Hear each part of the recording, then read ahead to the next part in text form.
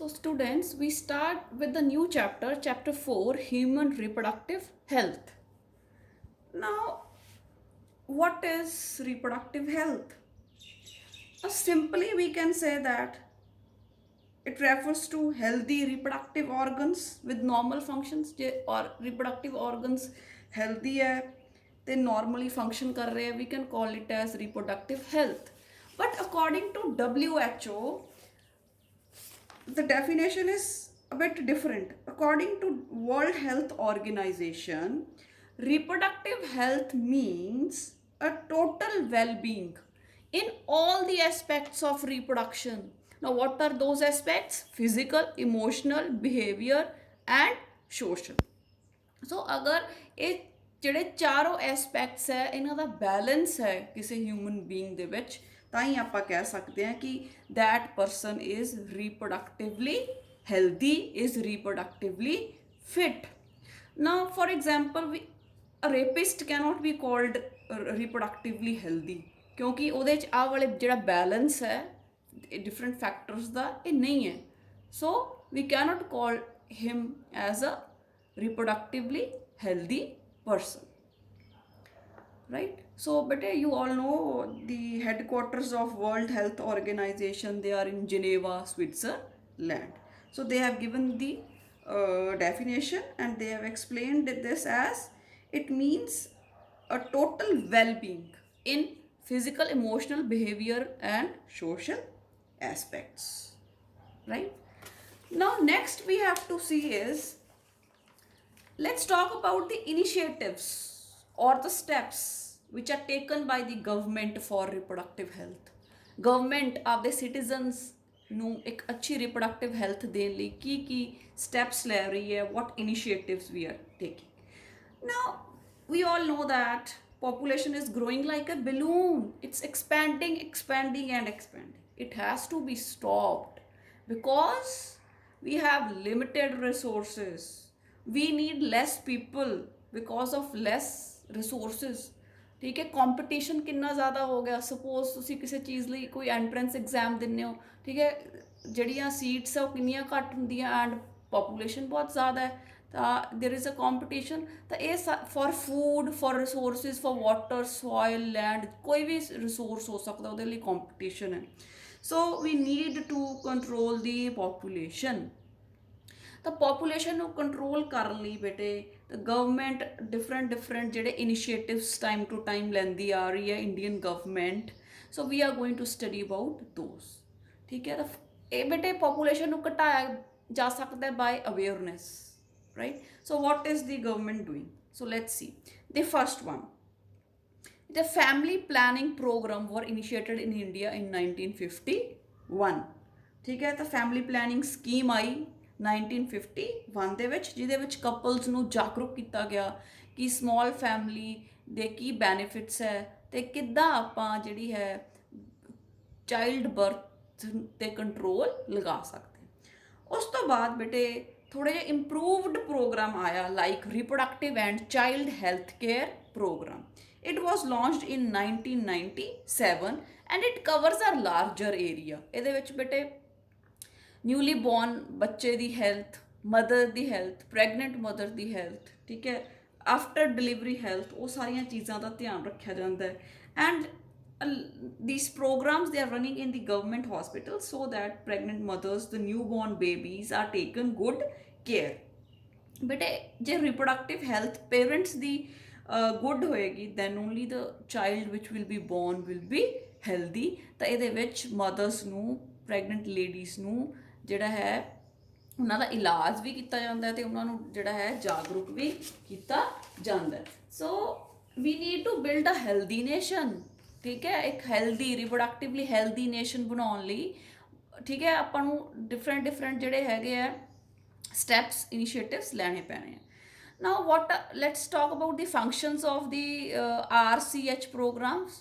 They create awareness among the people about reproduction related aspects. ठीक है, providing facilities and support for building up a reproductively healthy society. Facilities government hospitals ਆਉਂਦੀਆਂ, different ਜਿਹੜੇ ਹੈ techniques, different instruments, different ਜਿਹੜੇ ਹੈਗੇ ਆ ਚੀਜ਼ਾਂ ਆਉਂਦੀਆਂ ਤਾਂ ਕਿ ਲੋਕਾਂ ਨੂੰ ਜਾਗਰੂਕ ਕੀਤਾ ਜਾ ਸਕੇ ਤੇ ਉਹਨਾਂ ਦਾ ਇਲਾਜ ਸਹੀ ਢੰਗ ਦੇ ਨਾਲ ਕੀਤਾ ਜਾ ਸਕੇ। ਨੈਕਸਟ ਬੇਟੇ ਵੀ ਹੈਵ ਪੋਪੂਲੇਸ਼ਨ ਐਕਸਪਲੋਜਨ, ਕਿ ਪੋਪੂਲੇਸ਼ਨ ਇੰਨੀ ਜ਼ਿਆਦਾ ਐਕਸਪੈਂਡ ਹੋ ਗਈ, ਇੰਨੀ ਜ਼ਿਆਦਾ ਵੱਧ ਰਹੀ ਹੈ, ਤਾਂ ਉਹਦੇ ਕਾਰਨ ਕੀ ਹੈ। First is decline in death rate, ਜਿਵੇਂ ਮੈਂ ਪਿੱਛੇ ਦੱਸਿਆ ਕਿ ਜਿਹੜਾ ਹੈ ਬੱਚਿਆਂ ਦਾ ਬਹੁਤ ਅੱਛੀ ਤਰ੍ਹਾਂ ਨਵ ਬੱਚੇ ਜੰਮੇ, ਜਿਹੜੇ ਨਵ ਜੰਮੇ ਬੱਚੇ ਹੁੰਦੇ ਉਹਨਾਂ ਦਾ ਬਹੁਤ ਅੱਛਾ ਖਿਆਲ ਰੱਖਿਆ ਜਾਂਦਾ ਹੈ, ਅਤੇ ਪ੍ਰੈਗਨੈਂਟ ਲੇਡੀਜ਼ ਦਾ ਬੱਚੇ ਦੇ ਬਰਥ ਤੋਂ ਪਹਿਲਾਂ ਵੀ ਅੱਛਾ ਉਹਨਾਂ ਦਾ ਧਿਆਨ ਰੱਖਿਆ ਜਾਂਦਾ, ਇਸ ਕਰਕੇ ਜਿਹੜਾ ਡੈਥ ਰੇਟ ਹੈ ਉਹ ਘਟ ਗਿਆ, ਅਤੇ ਜਿਹੜਾ ਲਾਈਫ ਸਪੈਨ ਹੈ ਜ਼ਿਆਦਾ ਇਲਾਜ ਹੋਣ ਕਰਕੇ ਸਹੂਲਤਾਂ ਵੱਧ ਗਈਆਂ, ਜਿਹਦੇ ਨਾਲ ਲਾਈਫ ਸਪੈਨ ਹੈ ਜਿਹੜਾ ਇੱਕ ਆਦਮੀ ਦਾ ਉਹ ਲੰਬਾ ਹੋ ਗਿਆ, ਇਸ ਕਰਕੇ ਪੋਪੂਲੇਸ਼ਨ ਐਕਸਪਲੋਜਨ ਹੋ ਰਿਹਾ। ਦੈਨ ਡਿਕਲਾਈਨ ਇਨ ਦੀ ਮਟਰਨਲ ਮੋਰਟੈਲਿਟੀ ਰੇਟ, ਠੀਕ ਹੈ, ਬਹੁਤ ਸਾਰੀਆਂ ਲੇਡੀਜ਼ ਬੇਟੇ ਡਿਊਰਿੰਗ ਡਿਲੀਵਰੀ ਜਾਂ ਡਿਊਰਿੰਗ ਪ੍ਰੈਗਨੈਂਸੀਜ਼ ਉਹਨਾਂ ਦੀ ਡੈਥ ਹੋ ਜਾਂਦੀ ਸੀ, ਬਟ ਹੁਣ ਜਿਹੜਾ ਡਿਫਰੈਂਟ ਟੈਕਨੀਕਸ ਦੇ ਕਾਰਨ ਅਤੇ ਜਿਹੜੀ ਗਵਰਨਮੈਂਟ ਨੇ ਪ੍ਰੋਗਰਾਮਸ ਲਾਂਚ ਕੀਤੇ ਆ ਉਹਦੇ ਅਧੀਨ ਜਿਹੜਾ ਹੈ ਮਟਰਨਲ ਮੋਰਟੈਲਿਟੀ ਰੇਟ ਨੂੰ ਕੰਟਰੋਲ ਕੀਤਾ ਗਿਆ ਹੈ। ਸਿਮਿਲਰਲੀ ਇਨਫੈਂਟ ਮੋਰਟੈਲਿਟੀ ਰੇਟ, ਕਈ ਬੱਚੇ ਜਨਮ ਲੈਂਦੇ ਸਾਰ ਹੀ ਉਹਨਾਂ ਦੀ ਡੈਥ ਹੋ ਜਾਂਦੀ ਸੀ ਕਿਉਂਕਿ ਉਹਨਾਂ ਦੇ ਵਿੱਚ ਕੋਈ ਨਾ ਕੋਈ ਪ੍ਰੋਬਲਮਸ ਹੁੰਦੀਆਂ ਸੀ, ਹੁਣ ਉਹ ਪ੍ਰੋਬਲਮਸ ਨੂੰ ਪਹਿਲਾਂ ਹੀ ਡਿਟੈਕਟ ਕਰ ਲਿਆ ਜਾਂਦਾ ਹੈ ਅਤੇ ਕਿਉਰ ਕਰ ਲਿਆ ਜਾਂਦਾ ਹੈ, ਸੋ ਇਨਫੈਂਟ ਮੋਰਟੈਲਿਟੀ ਰੇਟ ਵੀ ਘਟ ਗਿਆ। And the last is the lack of reproductive health knowledge, ਠੀਕ ਹੈ, ਤਾਂ ਜਿਹੜਾ ਹੈ ਇਹਦੇ ਕਾਰਨ ਵੀ ਜਿਹੜਾ ਹੈ ਪੋਪੂਲੇਸ਼ਨ ਐਕਸਪਲੋਜਨ ਵੱਧ ਗਿਆ, ਕਿਉਂਕਿ ਲੋਕਾਂ ਨੂੰ ਪਤਾ ਹੀ ਨਹੀਂ, ਆਮ ਲੋਕਾਂ ਨੂੰ ਪਤਾ ਹੀ ਨਹੀਂ ਕਿ ਕਿੱਦਾਂ ਆਪਾਂ ਪੋਪੂਲੇਸ਼ਨ ਨੂੰ ਕੰਟਰੋਲ ਕਰ ਸਕਦੇ ਹਾਂ, ਕੀ ਸਟੈਪਸ ਲੈ ਸਕਦੇ ਹਾਂ। ਸੋ ਲੈਟਸ ਸੀ ਕਿ ਕਿਹੜੇ ਸਟੈਪਸ ਆਪਾਂ ਲੈ ਸਕਦੇ ਹਾਂ ਤਾਂ ਕਿ ਪੋਪੂਲੇਸ਼ਨ ਨੂੰ ਕੰਟਰੋਲ ਕੀਤਾ ਜਾ ਸਕੇ। First is motivate smaller families, ਠੀਕ ਹੈ, ਤਾਂ ਉਹਨੂੰ ਜਿਹੜੇ ਹੈ ਕਪਲਸ ਹੈ ਉਹਨਾਂ ਨੂੰ ਜਾਗਰੂਕ ਕੀਤਾ ਜਾ ਸਕਦਾ ਹੈ, ਠੀਕ ਹੈ, ਅਤੇ ਉਹਨਾਂ ਨੂੰ ਕੰਟਰਾਸੈਪਟਿਵ ਮੈਥਡਸ ਬਾਰੇ ਦੱਸਿਆ ਜਾ ਸਕਦਾ ਕਿ ਕਿਹੜੇ ਮੈਥਡਸ ਨਾਲ ਉਹ ਜਿਹੜਾ ਹੈ ਪੋਪੂਲੇਸ਼ਨ ਨੂੰ ਆਪਾਂ ਕੰਟਰੋਲ ਕਰ ਸਕਦੇ ਹਾਂ, ਚਾਈਲਡ ਬਰਥ ਨੂੰ ਕੰਟਰੋਲ ਕਰ ਸਕਦੇ ਹਾਂ, ਠੀਕ ਹੈ। ਕੰਟਰਾਸੈਪਸ਼ਨ ਦੇ ਜਿਹੜੇ ਮੈਥਡਸ ਹੈ they are going to prevent the unwanted pregnancies. ਫਿਰ ਬੇਟੇ raising the marriageable age to 18 years for the females and 21 for the males, ਇਹ ਇੱਕ ਅੱਛਾ ਸਟੈਪ ਹੈ ਜਿਹਦੇ ਨਾਲ ਪੋਪੂਲੇਸ਼ਨ ਐਕਸਪਲੋਜਨ 'ਤੇ ਕਾਬੂ ਪਾਇਆ ਜਾ ਸਕਦਾ ਹੈ।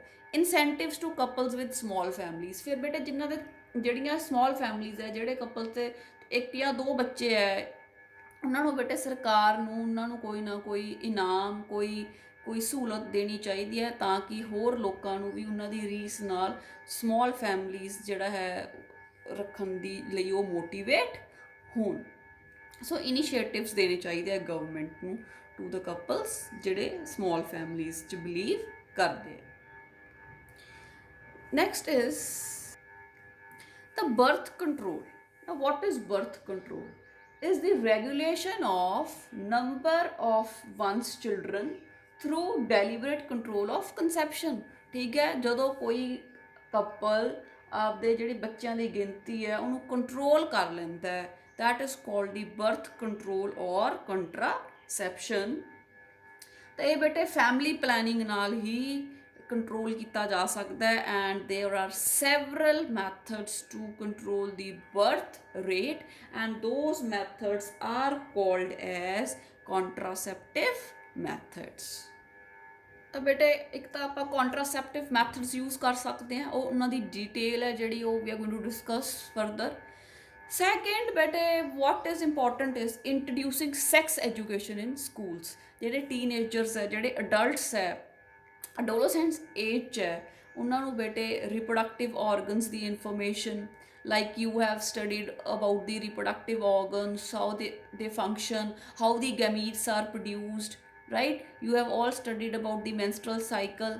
ਤਾਂ ਇਸ ਤਰ੍ਹਾਂ ਦੀ ਇਨਫੋਰਮੇਸ਼ਨ ਸਕੂਲ ਗੋਇੰਗ ਕਿਡਸ ਨੂੰ ਦੇਣੀ ਬਹੁਤ ਜ਼ਰੂਰੀ ਹੈ, ਬਿਕੋਜ਼ ਉਹਨਾਂ ਦੀ ਬੋਡੀ 'ਚ ਜਿਹੜੀਆਂ ਅਡੋਲੋਸੈਂਸ ਰਿਲੇਟਡ ਚੇਂਜਿਸ ਆ ਰਹੀਆਂ ਉਹਦੇ ਬਾਰੇ ਦੱਸਣਾ ਜ਼ਰੂਰੀ ਹੈ। Safe and hygienic sexual practices, sexually transmitted diseases like AIDS, ਇਹਨਾਂ ਬਾਰੇ ਸਕੂਲ ਚਿਲਡਰਨ ਨੂੰ ਜਿਹੜਾ ਹੈ ਜਾਗਰੂਕ ਕਰਨਾ ਬਹੁਤ ਜ਼ਰੂਰੀ ਹੈ, ਕਿਉਂਕਿ ਅਗਰ ਉਹਨਾਂ ਨੂੰ ਪ੍ਰੋਪਰ ਐਜੂਕੇਸ਼ਨ ਹੋਊਗੀ ਤਾਂ ਹੀ ਆਪਾਂ ਇੱਕ ਇਸ ਤਰ੍ਹਾਂ ਦਾ ਸਮਾਜ ਬਣਾ ਸਕਦੇ ਹਾਂ ਜਿਹਦੇ ਵਿੱਚ ਜਿਹੜੇ ਹੈ ਸੈਕਸ਼ੂਅਲੀ ਟਰਾਂਸਮਿਟਡ ਡਿਜ਼ੀਜ਼ਿਸ ਜਾਂ ਹੋਰ ਇਸ ਤਰ੍ਹਾਂ ਦੀਆਂ ਪ੍ਰੋਬਲਮਸ ਨਾ ਹੋਣ।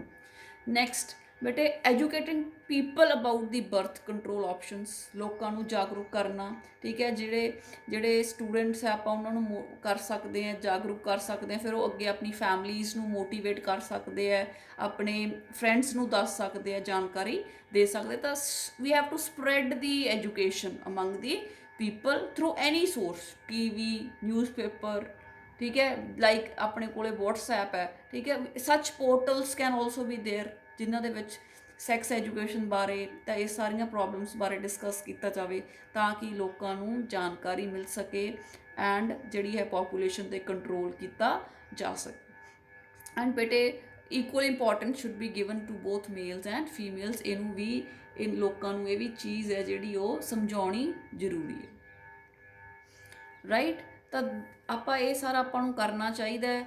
ਅਤੇ ਬੇਟੇ ਅਗਰ ਜਿਹੜੀ ਪੋਪੂਲੇਸ਼ਨ ਅਨਕੰਟਰੋਲਡ ਹੀ ਰਹਿੰਦੀ ਹੈ ਤਾਂ ਫਿਰ ਬੇਟੇ that leads to crimes, social evils, ਠੀਕ ਹੈ, ਚੋਰੀ, ਡਕੈਤੀ, ਇਹ ਸਾਰਾ ਕੁਛ ਵੀ ਅਨਕੰਟਰੋਲਡ ਪੋਪੂਲੇਸ਼ਨ ਕਰਕੇ ਹੀ ਹੈ।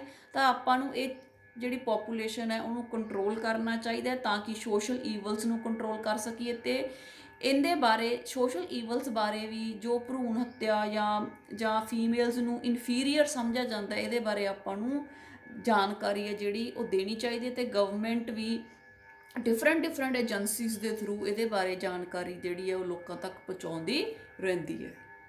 ਨਾਓ ਸਟੂਡੈਂਟਸ, ਜਿਵੇਂ ਮੈਂ ਦੱਸਿਆ ਕਿ ਫੀਮੇਲ ਫਿਟੀਸਾਈਡ ਜਿਹੜਾ ਹੈ, ਇਸ ਤਰ੍ਹਾਂ ਦੇ ਜਿਹੜੇ ਈਵਲਸ ਹੈ ਆਪਣੇ ਸਮਾਜ ਵਿੱਚ ਚੱਲਦੇ ਹੈ, ਤਾਂ ਉਹ ਕਿਵੇਂ, ਇਹ ਪ੍ਰੋਸੈਸ ਕਿਵੇਂ ਹੁੰਦਾ, let's talk about that. Now we have the amniocentesis. Now you have already studied in chapter 3 that the ਜਿਹੜਾ ਆਪਣਾ ਫੀਟਸ ਹੁੰਦਾ, it is ਸਰਾਊਂਡਡ by the amniotic fluid, ਠੀਕ ਹੈ। ਮਦਰ ਦੇ ਯੂਟਰਸ ਦੇ ਵਿੱਚ ਐਮਨਿਓਟਿਕ ਫਲੂਇਡ ਹੁੰਦਾ ਜਿਹਦੇ ਵਿੱਚ ਜਿਹੜਾ ਹੈ ਫੀਟਸ ਹੈ ਉਹ ਸਵਿਮ ਕਰ ਰਿਹਾ ਹੁੰਦਾ। So what is done in this technique is the amnion fluid is taken from the pregnant lady with the help of a needle from her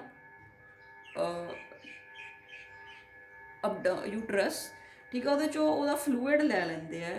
ਤਾਂ ਫਲੂਇਡ ਲੈ ਕੇ ਬੇਟੇ, ਫਲੂਇਡ ਲੈ ਕੇ ਉਸ ਤੋਂ ਬਾਅਦ ਉਹਦੇ 'ਚ ਕੋਈ ਵੀ ਬੱਚੇ 'ਚ ਕੋਈ ਵੀ ਕ੍ਰੋਮੋਸੋਮਲ ਅਬਨੋਰਮੈਲਿਟੀ ਹੈ, ਠੀਕ ਹੈ, ਉਹਨੂੰ ਡਿਟੈਕਟ ਕੀਤਾ ਜਾ ਸਕਦਾ, ਠੀਕ ਹੈ। ਕਿਸੇ ਵੀ ਤਰ੍ਹਾਂ ਦੇ ਉਹਦੇ 'ਚ ਕੋਈ ਉਹਦਾ ਕ੍ਰੋਮੋਸੋਮਲ ਪੈਟਰਨ ਸਾਰਾ ਸਟੱਡੀ ਕਰਕੇ ਉਹਦੇ 'ਚ ਕੋਈ ਵੀ ਪ੍ਰੋਬਲਮ ਹੈ ਫੀਟਸ ਦੇ ਵਿੱਚ, ਉਹਨੂੰ ਸਟੱਡੀ ਕੀਤਾ ਜਾ ਸਕਦਾ। And it can be done in 14th to 16th week of the gestation, in 14ਵੇਂ ਤੋਂ 16ਵੇਂ ਹਫਤੇ ਪ੍ਰੈਗਨੈਂਸੀ ਦੇ ਵਿੱਚ ਇਹ ਟੈਸਟ ਹੈ ਜਿਹੜਾ ਉਹ ਕੀਤਾ ਜਾਂਦਾ ਹੈ, ਤਾਂ ਕਿ ਜਿਹੜੀ ਹੈ ਕੋਈ ਇਸ ਤਰ੍ਹਾਂ ਦਾ ਬੱਚਾ ਨਾ ਪੈਦਾ ਹੋ ਜਾਵੇ ਜਿਹਨੂੰ ਕੋਈ ਬਹੁਤ ਸੀਰੀਅਸ ਪ੍ਰੋਬਲਮਸ ਹੈ, ਜਿਵੇਂ ਡਾਊਨਜ਼ ਸਿੰਡਰਮ ਜਾਂ ਇਸ ਤਰ੍ਹਾਂ ਦੀ ਕੋਈ ਉਹਨੂੰ ਦਿੱਕਤ ਹੈ। ਤਾਂ ਬੇਟੇ ਉਹ ਜਿਵੇਂ ਜਿਹੜਾ ਫੀਟਸ ਹੁੰਦਾ ਫਲੂਇਡ ਦੇ ਵਿੱਚ ਹੁੰਦਾ, ਤਾਂ ਉਹਦੇ ਫੀਟਲ ਦੇ ਸਕਿਨ ਜਾਂ ਹੇਅਰ ਦੇ ਸੈਲਸ ਕੋਈ ਵੀ ਜਿਹੜੇ ਹੈਗੇ ਆ ਉਹ ਫਲੂਇਡ ਦੇ ਵਿੱਚ ਆ ਜਾਂਦੇ ਆ, ਅਤੇ ਨੀਡਲ ਦੇ ਥਰੂ ਜਿਹੜਾ ਹੈ ਉਹਦੇ 'ਚੋਂ ਕੱਢ ਲਿਆ ਜਾਂਦਾ ਹੈ ਫਰੋਮ ਦੀ ਅਬਡੋਮਨ।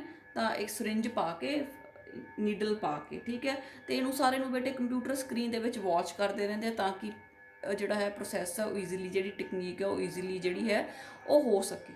ਬਟ ਬੇਟੇ ਜਿਵੇਂ ਕੰਟਰੀਜ਼ ਲਾਈਕ ਇੰਡੀਆ, ਇੱਥੇ ਕੀ ਹੈ ਕਿ ਜਿਵੇਂ ਜਦੋਂ ਆਪਾਂ ਉਹਦੇ ਕ੍ਰੋਮੋਸੋਮਲ ਅਬਨੋਰਮੈਲਿਟੀਜ਼ ਜਦੋਂ ਡਿਟੈਕਟ ਕਰਦੇ ਹਾਂ ਤਾਂ ਫੀਟਸ ਦੇ ਸੈਲਸ ਆਪਾਂ ਕੱਢੇ ਆ, ਤਾਂ ਉਹਨਾਂ ਦੇ ਸੈਲਸ ਦੇ ਥਰੂ ਆਪਾਂ ਨੂੰ ਫੀਟਸ ਦਾ ਜੈਂਡਰ ਵੀ ਪਤਾ ਲੱਗ ਜਾਂਦਾ, ਵੈਦਰ ਇਟ ਇਜ਼ ਅ ਮੇਲ ਔਰ ਅ ਫੀਮੇਲ। ਤਾਂ ਇੰਡੀਆ ਦੇ ਵਿੱਚ ਬੇਟੇ ਜਿਹੜਾ ਹੈ ਇਹ ਜਿਹੜਾ ਐਮਨੀਓਸੈਂਟਸਿਸ ਹੈ ਕਰਕੇ, ਜੈਂਡਰ ਡਿਟੈਕਸ਼ਨ ਕਰਕੇ, ਦੈਨ ਜੇ ਅਗਰ ਇਟ ਇਜ਼ ਅ ਫੀਮੇਲ ਫੀਟਸ ਤਾਂ ਉਹਨੂੰ ਮਾਰ ਦਿੱਤਾ ਜਾਂਦਾ, ਭਰੂਣ ਹੱਤਿਆ ਕਰ ਦਿੱਤੀ ਜਾਂਦੀ ਹੈ। That is called the female foeticide. So it is being misused in our nation, so amniocentesis has been banned in India. Technique ਅੱਛੀ ਸੀ, ਬਣਾਈ ਤਾਂ ਗਈ ਸੀ ਤਾਂ ਕਿ ਕ੍ਰੋਮੋਸੋਮਲ ਅਬਨੋਰਮੈਲਿਟੀਜ਼ ਦਾ ਪਤਾ ਲੱਗ ਸਕੇ, ਪਰ ਇਹਦਾ ਮਿਸਯੂਜ਼ ਹੋਣ ਲੱਗ ਗਿਆ in female foeticide. So this has been banned in India, it is illegal in India. ਤਾਂ ਆਪਾਂ ਬੇਟੇ ਡਿਫਰੈਂਟ ਸਟੈਪਸ ਦੇਖੇ ਕਿ ਗਵਰਨਮੈਂਟ ਕੀ ਕਰ ਰਹੀ ਹੈ ਤਾਂ ਕਿ ਇੱਕ ਰਿਪਰੋਡਕਟਿਵ ਹੈਲਦੀ ਸੁਸਾਇਟੀ ਹੈ ਜਿਹੜੀ ਉਹ ਇੰਡੀਆ ਦੇ ਵਿੱਚ ਬਣ ਸਕੇ। Now students, next we have the birth control methods, right, or the contraception. Now contraceptive methods, they are used to control the birth, right? And but they are of different types, ठीक है, आप वो सारियां discuss करनी है, ठीक है. First one are the natural methods. Natural methods की है, it just involves avoiding chances of sperm and ovum meeting. Fertilisation नहीं होने देनी स्पर्म ते ओवम दी. So these are the natural methods. We have 3 different natural methods, and first one is periodic absistence. ਇਹਦੇ ਵਿੱਚ ਕੀ ਹੈ, in this method the couple avoids sexual intercourse from 10th to 17th day. Now as you have done in your in the menstrual cycle, when you studied that 10th to 7th day ovulation hundi on 14th day, and 10th to 17th day is the fertile period of the menstrual cycle. Chances of fertilization are more. The sperm and ovum can meet at the ampulla isthmus junction. So during this time, during these 10th to 17th day of the menstrual cycle, the couple is going to avoid sexual intercourse, right? So that the chances of fertilization are not there. क्योंकि on 14th day ovulation होगी तो chances fertilization से ज़्यादा है. So ਜਿਹੜਾ ਹੈ avoid ਕੀਤਾ ਜਾਂਦਾ ਹੈ sexual intercourse from 10th to 17th day, and it is also called the natural family planning, right? The first natural method is the periodic absistence. Second one is the coitus interruptus. Coitus interruptus, this is also called as rejected sexual intercourse or withdrawal method. In this method, the penis is withdrawn from the vagina just before ejaculation. Just before the release of the sperms, the penis is withdrawn so that the semen is not deposited in the vagina of the female, right? So this is the coitus interruptus. Third is the lactational amenorrhea. ठीक है बेटे, ਇਹਦੇ ਚ ਕੀ ਹੁੰਦਾ ਹੈ ਕਿ ਜਿੰਨਾ time ਜਿਹੜਾ ਹੈ ਫॉर 6 months ਲਈ ਵੈਲਿਡ ਆਪਾਂ ਕਹਿ ਸਕਦੇ ਹੁੰਦਾ ਹੈ, ਜਿੰਨਾ ਟਾਈਮ ਮਦਰ ਬੇਬੀ ਨੂੰ ਬ੍ਰੈਸਟ ਫੀਡ ਕਰ ਰਹੀ ਹੈ ਉਨਾ ਟਾਈਮ ਜਿਹੜੇ ਕਨਸੀਵ ਹੋਣ ਦੇ ਚਾਂਸਸ ਘੱਟ ਹੁੰਦੇ.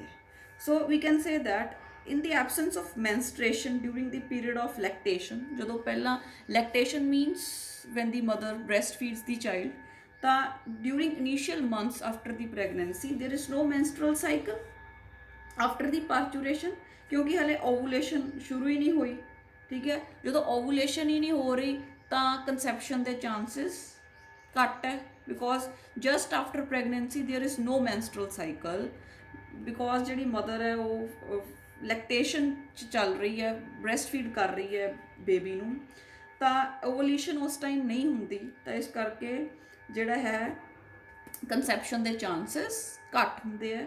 And this is maximum period of 6 months after the delivery. ਜਿਹੜਾ ਇਹ मैथड है 6 months मैक्सिमम आफ्टर डिलीवरी ਹੈ ਜਿਹੜਾ ਉਹ ਕਰਦਾ ਹੈ, ਠੀਕ ਹੈ. ਇਹਦੇ 'ਚ ਬੇਟੇ ਇਹ ਕੋਈ ਜਿਹੜੇ ਹੁੰਦੇ ਆ, ਜਿਹੜੇ ਮੈਥਡਸ ਹੁੰਦੇ ਆ, they are not 100% reliable and they depends on chance. ਜਿਹੜੇ natural methods ਹੈ they are not 100% reliable, but they don't have any side effects ਕੋਈ ਨਹੀਂ, ਠੀਕ ਹੈ. and ਪਰ ਇਹਨਾਂ ਦੀ ਇੱਕ disadvantage ਹੈ that they are not 100% reliable. So I think all the 3 methods, natural methods, are clear. Then we move on to the barrier methods. Now what are barrier methods? Barrier methods are the methods, they are based on the prevention of ovum and sperm from physically meeting, ठीक है. sperms ਤੇ egg ਨੂੰ physically ਇੱਕ ਦੂਜੇ ਦੇ ਨਾਲ ਨੇੜੇ ਆਉਣ ਹੀ ਨਹੀਂ ਦਿੱਤਾ ਜਾਂਦਾ by using some barriers. ਤਾਂ barriers ਹੈ ਬੇਟੇ ਜਿਹੜੇ ਉਹ ਮਕੈਨੀਕਲ ਵੀ ਹੋ ਸਕਦੇ ਆ ਤੇ ਕੈਮੀਕਲ ਵੀ ਹੋ ਸਕਦੇ ਆ, and they can be used both by males and females. So first of all, let's talk about the mechanical barriers.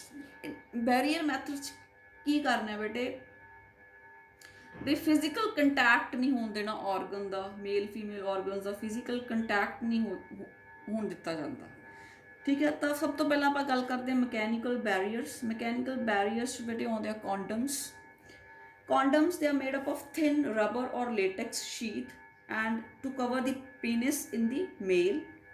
And the female condoms, they are called as femidom. They are also available and they are used to cover the cervix, okay, which prevent the meeting of sperm and the ova.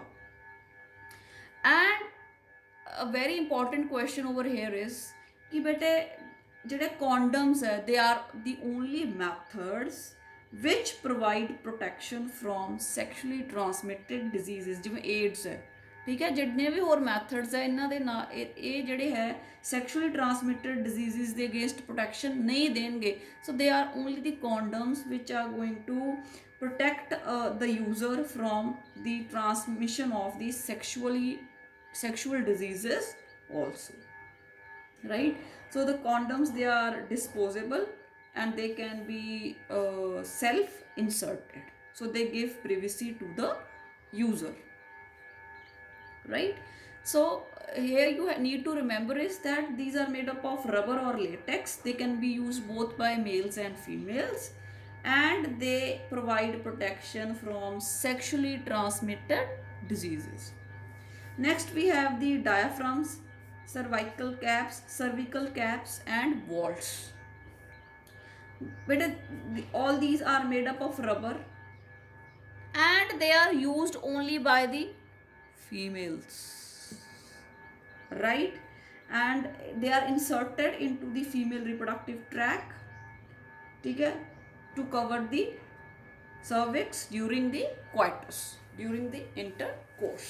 So condoms can be used both by males and females. Diaphragms, cervical caps and vaults, they are used by the females and they are inserted in the female reproductive tract during the coitus.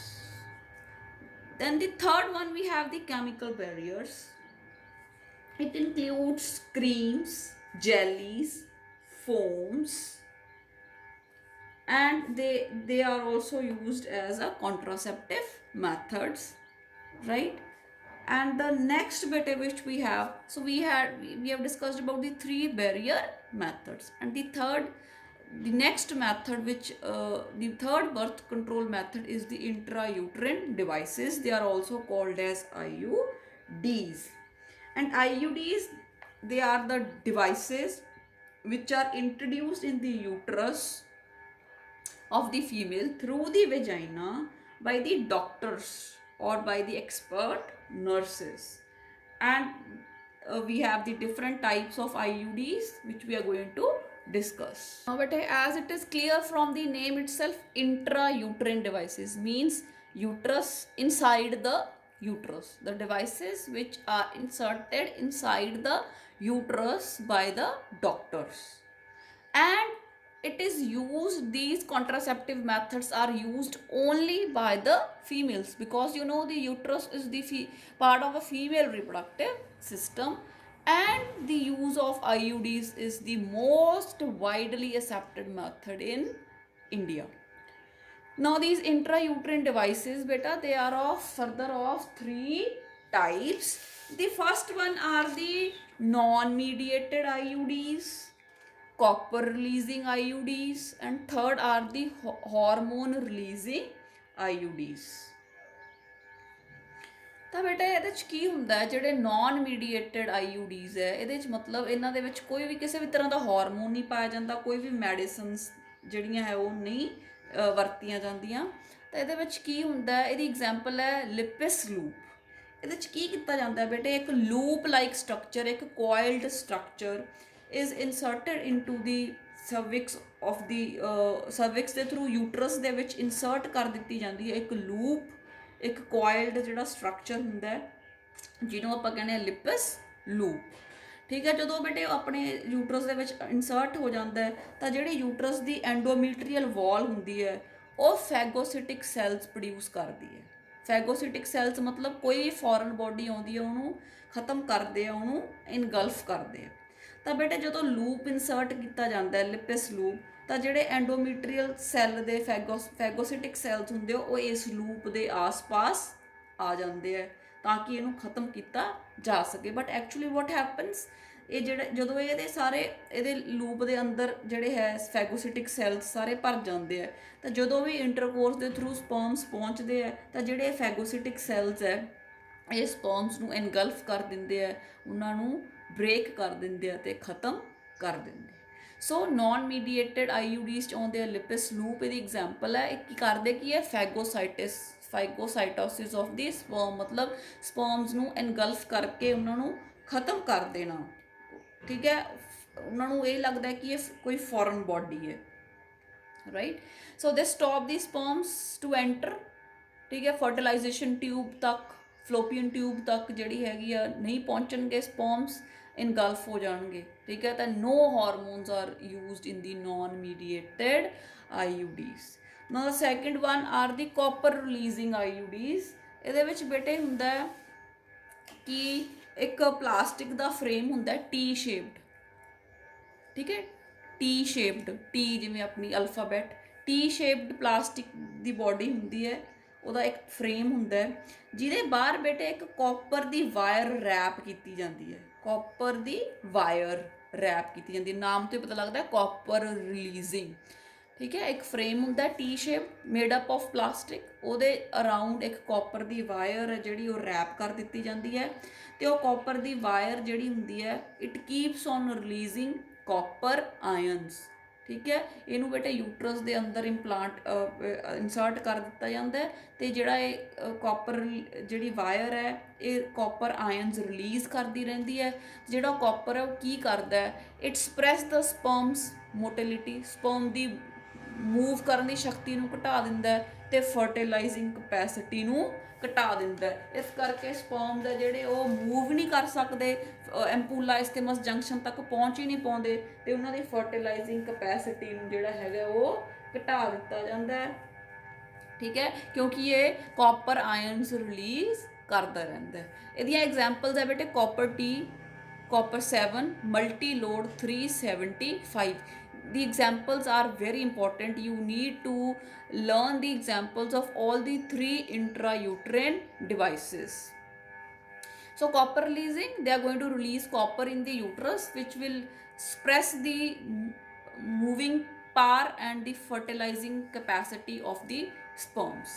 Now third one which we have are the hormone releasing IUDs. ਇਹ ਜਿਹੜੇ hormone releasing ਹੈ ਬੇਟੇ ਇਹ ਕੀ ਕਰਦੇ ਆ, ਜਿਹੜੀ ਐਂਡੋਮੀਟਰੀਅਲ ਵਾਲ ਹੈ ਉਹਦੇ 'ਚ ਚੇਂਜਿਸ ਲਿਆਉਂਦੇ ਆ। ਠੀਕ ਹੈ, make the uterus wall ਅਨਸੂਟੇਬਲ for ਇੰਪਲਾਂਟੇਸ਼ਨ। ਆਪਾਂ ਨੂੰ ਪਤਾ ਹੈ ਜਦੋਂ 32 ਸੈਲਡ ਸਟੇਜ 'ਤੇ ਜਿਹੜਾ ਹੁੰਦਾ ਆਪਣਾ ਐਂਬਰੀਓ, ਉਹ ਜਦੋਂ ਆ ਕੇ ਚਿਪਕਦਾ ਹੈ ਐਂਡੋਮੀਟਰੀਅਲ ਵਾਲ ਨਾਲ, ਵੀ ਕਾਲ ਇਟ ਐਜ਼ ਇੰਪਲਾਂਟੇਸ਼ਨ। ਤਾਂ ਜਿਹੜੀਆਂ ਹਾਰਮੋਨ ਰਿਲੀਜ਼ਿੰਗ ਇੰਟਰਾਯੂਟਰਨ ਡਿਵਾਈਸਿਸ ਹੈ ਜਦੋਂ ਇਹਨਾਂ ਨੂੰ ਯੂਟਰਸ ਦੇ ਵਿੱਚ ਪਾ ਦਿੰਦੇ ਆ ਤਾਂ ਯੂਟਰਸ ਦੀ ਵਾਲ ਦੇ ਵਿੱਚ ਇੱਦਾਂ ਦੀਆਂ ਚੇਂਜਿਸ ਲਿਆਉਂਦੇ ਆ ਕਿ ਇੰਪਲਾਂਟੇਸ਼ਨ ਹੀ ਨਹੀਂ ਹੁੰਦੀ, ਜਿਹੜਾ ਹੈ ਉਹ ਸਟਿਕ ਹੀ ਨਹੀਂ ਕਰ ਪਾਉਂਦਾ ਜਿਹੜਾ 32 ਸੈਲਡ ਸਟਰਕਚਰ ਹੁੰਦਾ। ਇਹਦੀ ਐਗਜ਼ਾਮਪਲ ਹੈ LNG-20 ਪ੍ਰੋਜੈਸਟਰਟ। ਠੀਕ ਹੈ, LNG ਦੀ ਫੁੱਲ ਫਾਰਮ ਹੈ ਬੇਟੇ ਲੀਵੋਨੋਰਜੈਸਟਰਲ।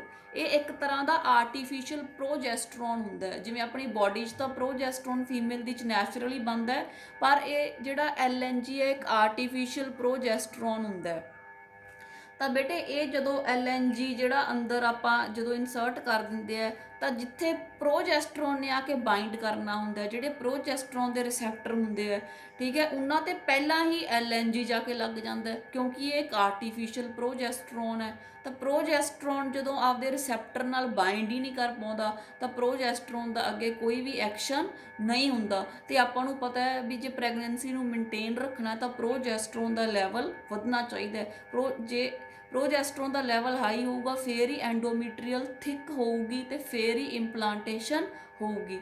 ਤਾਂ ਜਦੋਂ ਆਪਾਂ ਹਾਰਮੋਨ ਰਿਲੀਜ਼ਿੰਗ ਇੰਟਰਾਯੂਟਰਨ ਡਿਵਾਈਸਿਸ ਯੂਜ਼ ਕਰਦੇ ਹਾਂ ਤਾਂ ਆਪਾਂ ਅੰਦਰ ਜਿਹੜਾ ਹੈ ਇਨਸਰਟ ਕੀਤਾ ਜਿਹੜਾ LNG ਸਪੋਜ਼, ਤਾਂ ਉਹ ਇੱਕ ਆਰਟੀਫਿਸ਼ੀਅਲ ਪ੍ਰੋਜੈਸਟਰੋਨ ਹੈ ਜਿਹੜਾ ਨੈਚੁਰਲ ਪ੍ਰੋਜੈਸਟਰੋਨ ਨੂੰ ਕੰਮ ਨਹੀਂ ਕਰਨ ਦਿੰਦਾ ਤੇ ਇੰਪਲਾਂਟੇਸ਼ਨ ਨਹੀਂ ਹੁੰਦੀ। So this was all about the 3 intrauterine devices, and next we have the oral contraceptive methods. ਇਹਦੇ 'ਚ ਕੀ ਹੈ ਬੇਟੇ, ਸਮॉल ਡੋਜ਼ਿਸ ਆਫ ਪ੍ਰੋਜੈਸਟਰੋਨ ਔਰ ਪ੍ਰੋਜੈਸਟਰੋਨ ਐਸਟ੍ਰੋਜਨ ਕੰਬੀਨੇਸ਼ਨ। ਇਹ ਬੇਟੇ ਇਨ ਦੀ ਫਾਰਮ ਆਫ ਪਿਲਸ, ਛੋਟੀਆਂ ਛੋਟੀਆਂ ਟੈਬਲੇਟਸ ਹੁੰਦੀਆਂ, ਗੋਲੀਆਂ ਹੁੰਦੀਆਂ ਜਾਂ ਕੈਪਸੂਲਸ ਹੁੰਦੇ ਆ, ਠੀਕ ਹੈ। ਤਾਂ ਇਹ ਜਿਹੜੀਆਂ ਹੈ ਫੀਮੇਲਸ ਯੂਜ਼ ਕਰਦੀਆਂ ਆਫਟਰ ਅ ਪੀਰੀਅਡ ਆਫ ਮਤਲਬ 21 ਡੇਜ਼, ਠੀਕ ਹੈ। ਇਹ ਬੇਟੇ ਓਵੂਲੇਸ਼ਨ ਨਹੀਂ ਹੋਣ ਦਿੰਦੀਆਂ, it inhibits ovulation and prevents implantation, ਠੀਕ ਹੈ। They have the oral contraceptive pills ਜਿਹੜੀਆਂ ਹੈ they have less side effects. Oral ਕਿਉਂ ਕਿਹਾ, ਕਿਉਂਕਿ ਆਪਾਂ ਇਹਨਾਂ ਨੂੰ ਮੂੰਹ ਦੇ ਰਾਹੀਂ ਲੈਣੀਆਂ ਗੋਲੀਆਂ, ਠੀਕ ਹੈ, ਤਾਂ we call them as oral। And contraceptive means they prevent child birth. ਤਾਂ ਇਹ ਗੋਲੀਆਂ ਪ੍ਰੋਜੈਸਟਰੋਨ ਦੀਆਂ ਬਣੀਆਂ ਜਾਂ ਪ੍ਰੋਜੈਸਟਰੋਨ ਐਸਟ੍ਰੋਜਨ ਦੇ ਕੰਬੀਨੇਸ਼ਨ ਦੀਆਂ ਬਣੀਆਂ, ਸੋ ਵੀ ਕਾਲ them as pills। ਇਹ ਬੇਟੇ ਓਵੂਲੇਸ਼ਨ ਨਹੀਂ ਹੋਣ ਦਿੰਦੀਆਂ ਜਾਂ ਫਿਰ ਇੰਪਲਾਂਟੇਸ਼ਨ ਨਹੀਂ ਹੋਣ ਦਿੰਦੀਆਂ। ਇਹਦੀ ਐਗਜ਼ਾਮਪਲ ਹੈ ਸਹੇਲੀ, ਵਿਚ ਇਜ਼ ਜਨਰਲੀ ਅਵੇਲੇਬਲ, ਠੀਕ ਹੈ। ਤਾਂ ਇਹਦੀ ਐਡ ਵੀ ਗਵਰਨਮੈਂਟ ਕਰਦੀ ਹੈ। ਤਾਂ it is a non steroidal preparation and it is once a week pill. ਇੱਕ ਵਾਰੀ ਜਿਹੜੀ ਹੈ ਇਹ ਹਫਤੇ ਦੇ ਵਿੱਚ ਜਿਹੜੀ ਯੂਜ਼ ਕਰਨੀ ਹੁੰਦੀ ਹੈ। ਐਂਡ ਬੇਟੇ ਜਿਹੜੀ ਸਹੇਲੀ ਹੈ ਇਹ it was developed by central drug research institute Lucknow, ਠੀਕ ਹੈ। ਇਹਦੇ ਸਾਈਡ ਇਫੈਕਟਸ ਬਹੁਤ ਘੱਟ ਹੈ। It was developed by CDRI, Saheli pill. So these are the oral contraceptive methods. Now we are left with one method, that is the implants or the injection. So students, implants and injections and the surgical methods I am going to discuss in the next video.